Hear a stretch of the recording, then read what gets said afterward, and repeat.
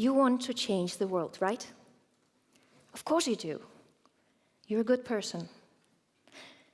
You see, sometimes it could be really hard. Perhaps you want to sort out your trash, but it could be inconvenient. Perhaps you want to buy organic food, but it's expensive. Or taking the public transportation instead of your car, it could be slow and inconvenient. I've got good news for you. Stop wasting food. You see, when you stop wasting your food, you will save time, and it will save your money, and it's a win-win scenario. Imagine if we can save the world by saving our time and saving our money. At the moment, the global food waste is a tragedy. Basically, this is what is happening with the world's food today. 1/3 of all the world's food is either lost or wasted. It has been grown and produced to feed the garbage. But we can actually help prevent this. We can put an end on the global food waste tragedy. I'm really excited to be here today and talk about wasting food. My name is Selina Juul, and I'm the founder of the Stop Wasting Food movement Denmark. And I'm also the blogger at the Huffington Post when I write on food waste. Now, our NGO, within the last 5 years, helped reducing Danish national food waste by 25%. So today, I want to share some of that knowledge with you, and I want to also to learn you, and so we can learn together how to avoid those food waste traps. Because of course, we are all food wasters, and sure enough, the industry and the farmers and the supermarkets, they waste a lot of food. But we, the consumers in the Western society, we can create the biggest impact to stop wasting food. Now here's some food for thought. Food waste is not only about the waste of your food. It goes even deeper than that. It is actually about the future survival of our civilization. You see, if we keep growing and producing the food to feed our garbage, there won't be enough food or resources by the end of the century. We're getting more and more people. By the end of the century, we're 11 billion people on this planet. And by that time, we need to produce at least 70% more food on the very same area that we have today. It's basically impossible, especially if we're already producing 1/3 of all the food for the trash. And, you know, food waste is also a waste of time, because an average Western household spends about 5 hours a month to buy food to feed the garbage. It's a waste of money because an average American household spends about $1,000 a year on wasted food. And we Europeans, well, we're not much better as well, because we are wasting about 900 euro a year on wasted food. So I think it's time that we should learn how to avoid the food waste traps. Now, let's imagine it's Friday and you're home from work early and you're having your family and friends for dinner. Let's take the look at the food waste traps on your journey. First of all, you're going through the kitchen and you're seeing what you already have in the kitchen and what food you already have and what you're going to use. A lot of people are actually quite confused about those date labels. Actually, the European Union survey shows that about 20% of the food that is wasted in European Union, it is because we consumers, we don't know the difference between those date labels. So let's brush that up. There's a label called use by. It is used on fresh meat, fresh chicken, etc., it is not advisable to eat food after the use-by date. And there is another date. It is called the best before. And the best before is basically chocolate. It is used on cornflakes, on rice, on pasta. I never got sick eating biscuits or chocolate that are expired 1 month. I mean, I'm sure many of people haven't. So basically, best before does not mean toxic after. And now we are going in your kitchen and we're going through the fridge. Another place for the food waste traps. As you open your refrigerator and you're looking what's inside. Well, there could be, a lot of old leftovers, maybe some forgotten food.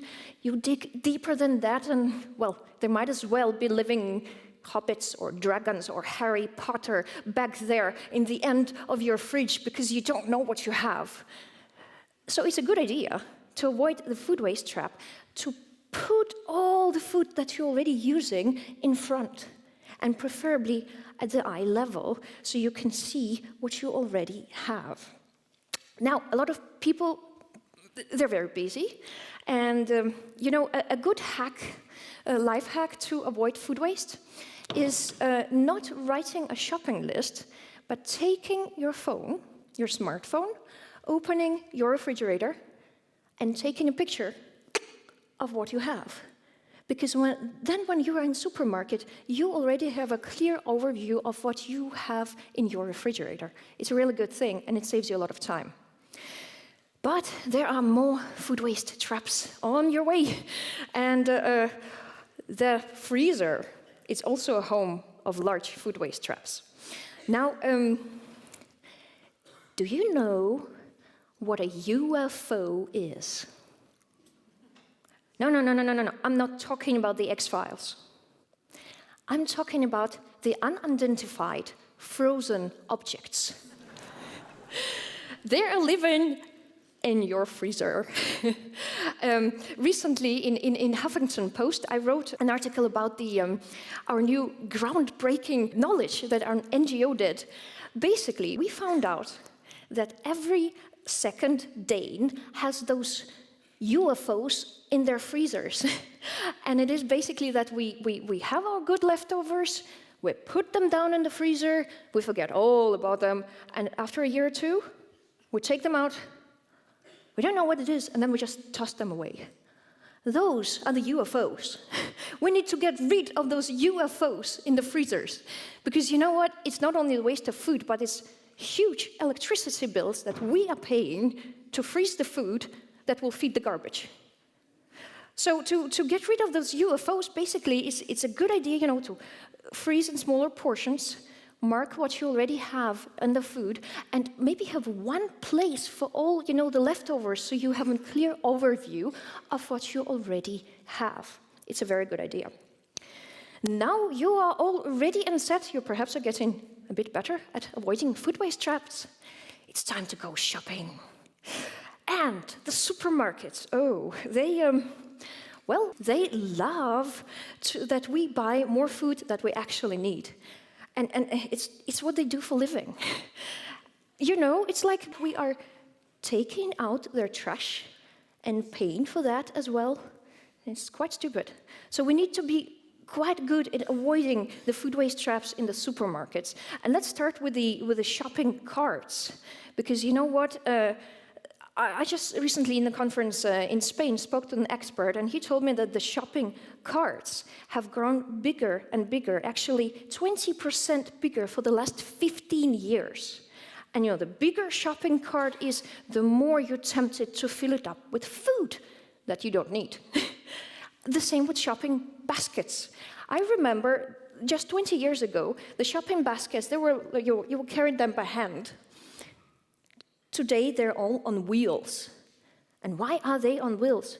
Well, because you can just put it down on the ground, and you just roll it after you and fill it up with food, and it's getting heavier and heavier, but you don't really notice it, not until you bought all the food. So if there is a good possibility, choose a smaller shopping cart and carry your shopping basket. The bulk discounts, all those buy 3, pay for 2, they're also huge food waste traps, because unless you're using up all the food, you end up throwing the food away. So basically, it will be buy 3, pay for 2, waste 1. So it's a good idea if you're having your guests for dinner, you know that you're going to use all the food, good, then use the bulk discounts. Otherwise, it is a food waste trap. So, maybe on the way to the supermarket, you have noticed all those outdoor commercials with maybe some fashion brand or some lingerie brand with some beautiful, tall, perfect model, size 0, spotless and perfect. They might have come from the model factory. Now look at the people in the supermarket. They're all diversity of colors, of shapes, of sizes. We're not perfect. But we, the people, unfortunately, we demand perfection, perfection of food. So you see, if we see a bendy cucumber, if we see a wonky carrot, or an apple shaped like a pear, we don't buy it, because we expect perfect food. It's sad, because it tastes just the same. Nature does not produce perfect food. Nature produces diversity and variety, just like humans. I mean, looking at our own apples in our own gardens, they have spots that are not perfect, and we eat them because we've grown them. But if we go to the supermarket and we see the apples with spots, we won't buy them because they think, oh, there's something wrong with those apples. So my message is, I think it's a good idea, to buy those imperfect fruits and vegetables, because it will also encourage the industry to sell all those natural, imperfect produce. And in the end, it can also generate a little bit more growth. So supermodel fruits and vegetables, they must become a thing of the past. All right, now you are at home. After you were in the grocery shopping, your guests will arrive in a matter of hours. You need to cook. We all have a tendency to cook a little bit too much, myself included. So because we are afraid there's not enough food for our guests. So it's very important to think about the portion sizes. Sometimes if we have 8 guests for dinner, we end up cooking for 20. And we also need to be mindful of those, I call them the food waste seasons, such as Christmas, Easter, Eid, Hanukkah, all those gatherings where people cook too much and serve too much. So basically, to avoid the food waste trap is to serve gradually. Don't put all the food at once. Because what happens is 1 hour, 2 hours, 3 hours, you have food on the table, you cannot reuse it. So gradually, it's a good thing. Another good thing is be mindful of the plates. There is a Danish experiment, it's called the nudging experiment. They found out that a smaller size of plates, just 10% smaller, can actually reduce food waste by 26%. It's quite interesting, because you can just have smaller plates and smaller dishes, and suddenly you reduce food waste because you're not tempted to overeat and overfeed your garbage as well. And about the overfeeding, it's all about one thing, it's overconsumption. There's a brilliant movie called The Fight Club, and it laid out what is overconsumption.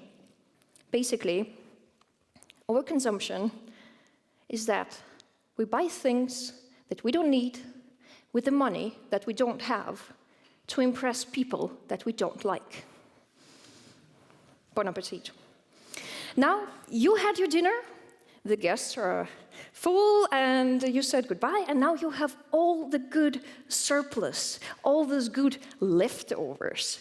And some people, they think, oh, leftovers is a punishment. But it's not. It is really not. Love your leftovers, because leftovers is that extra food that saves you trips to the grocery shops and also saves you time.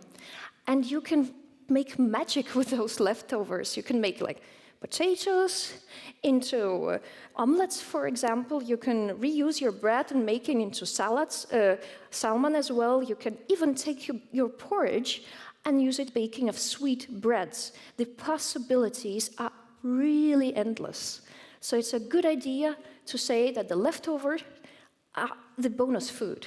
It is not a punishment. Sometimes if you have a lot of food, much more than you actually need, share it.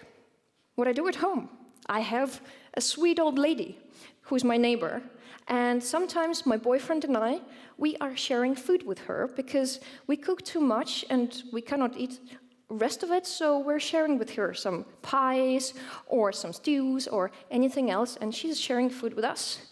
So sharing food is a very good thing. It will also give you perhaps happier neighbors. So basically, it is so simple.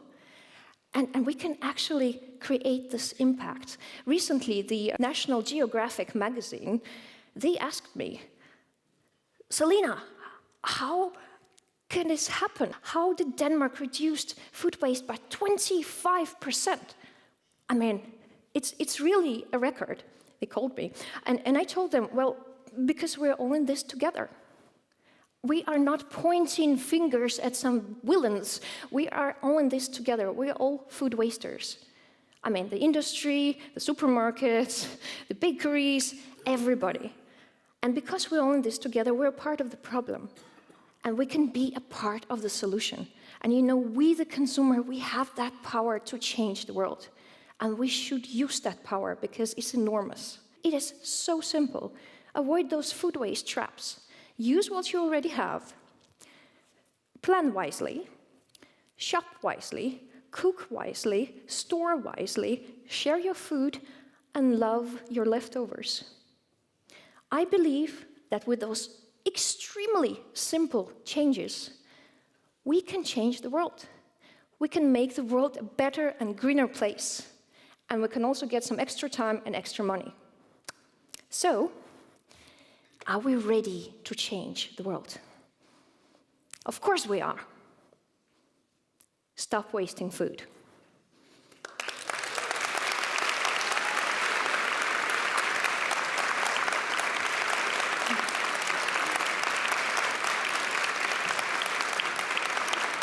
Thank you.